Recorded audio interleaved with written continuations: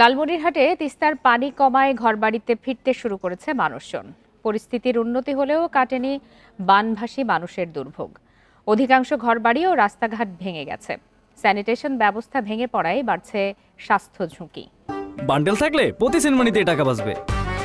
বিকাশ send money bundle কিনে জিতুন প্রতি লেনদেনে। তিস্তার পানি কমায় লালমনিরহাটে উন্নতি হচ্ছে বন্যা পরিস্থিতির, সেই সাথে স্পষ্ট হয়ে উঠছে ক্ষয়ক্ষতির চিহ্ন। তবে এখনও দুর্ভোগে দিন কাটছে তিস্তা পাড়ের 15 গ্রামের মানুষের। বন্যায় ক্ষতিগ্রস্ত হয়েছে ঘরবাড়ি ও রাস্তাঘাট। পুকুর ও ঘেরের মাঝ ভেসে যাওয়ায় দিশেহারা মৎস্য চাষিরা।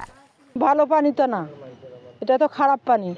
আমরা গরু ছাগল নিয়ে কোথাও যাইতে পারি না। আমাদের বন্যাতে সব মাছ চলে গেছে।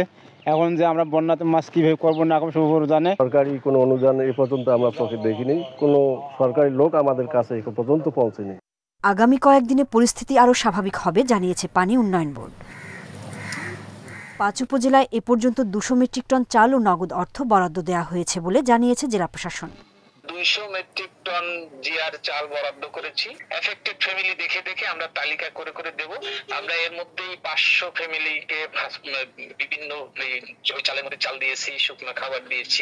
এছাড়া দুর্গত এলাকায় দেখা দিয়েছে শুকনো খাবার ও গোখাদ্যের তীব্র সংকট। Independent news.